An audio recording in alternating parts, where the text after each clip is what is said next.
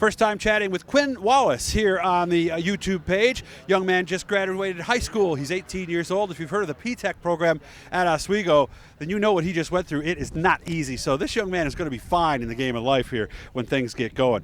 Did 4 cylinders for 6 seasons. He's still doing that tonight. He is also doing Sportsman. He did a year of novice. This is his second year in the full-fledged Sportsman, and wouldn't you know it, he picked up his first win in the division earlier this year. You know, every race car driver is busy, but Quinn's a little busier because not only does he have that at the track, but he also has his 4-cylinder as well. So Quinn, I would imagine that's pretty safe to say between you and your dad, you have a very busy night, don't you?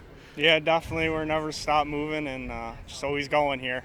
Was there ever a thought to just doing one or the other? I mean, why did you say, let's just add a second car and do both?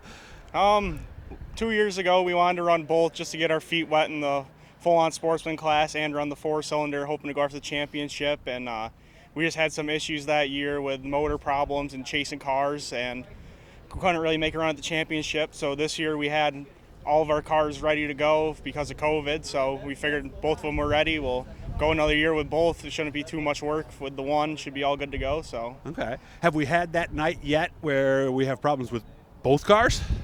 Not yet, thankfully.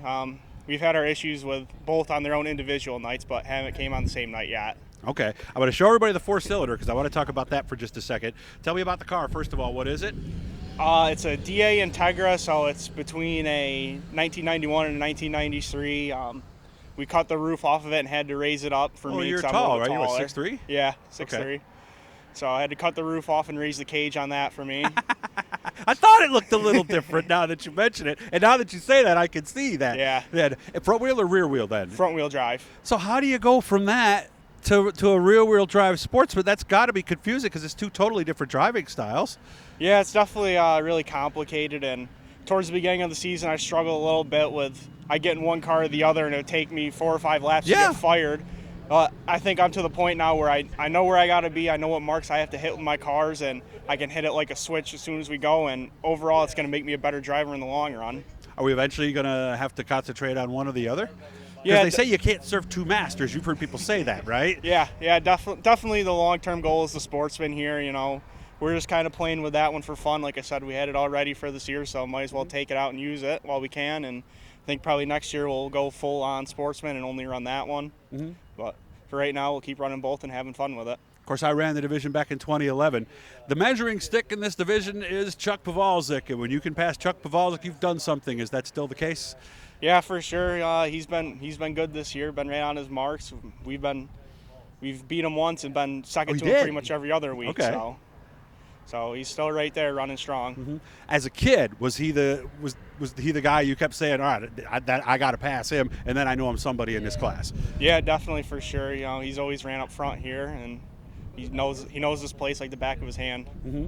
First time I passed him, I think I stayed in front of him for maybe a lap and a half. I screwed up and hit the wall, and of course he took advantage and was right there. Do you remember the first time you passed him?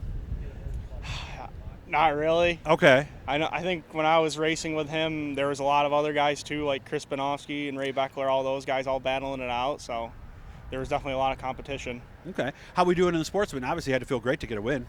Yeah, we've been doing good up at Fulton.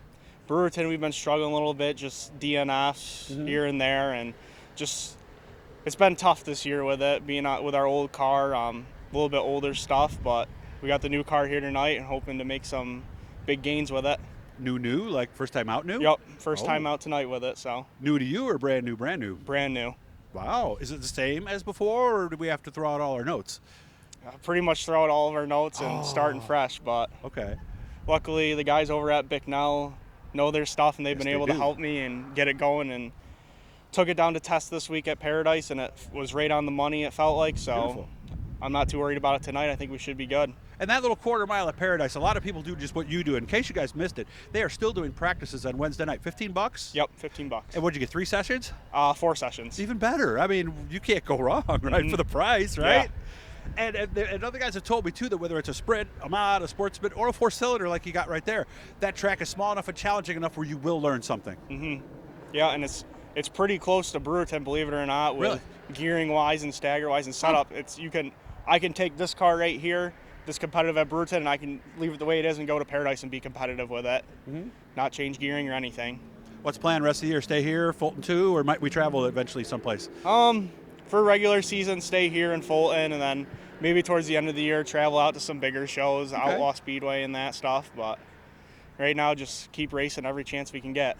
Now, he's part of the P-Tech program, and there are other drivers we've talked to here, and if you've been listening even from the Doug's Dirt Diary Day, you've heard of them. Really, it sets you guys up for high school. It gets you a year ahead in college and puts you on a path to be an engineer, pretty much, right? Yep. Why did you choose that? Because it isn't easy. I just didn't really like regular school, honestly. I wanted to do something that was challenging, and obviously with my racing background, that was right up my alley, doing mechanical engineering, and I just thought it'd be a really good path to go down to set me up for the future to keep being able to race and do what I love. And if you watch my Ryan Conium interview that I aired last Wednesday, you're going to see that the market is just loving people like this guy. So I have a feeling you're going to say, I knew Quinn Wallis way back in the day. So good to see you, man. I hope you have fun tonight, and maybe you get to victory lane twice. Hopefully. That would be quite the night, wouldn't it? Hit the Blue E, guys. If you're friends of Quinn's, we are only less than 30 away from our goal of subscribers at 1,000. So good to see you, man. I hope you have fun, and maybe I'll talk to you later tonight. Thanks.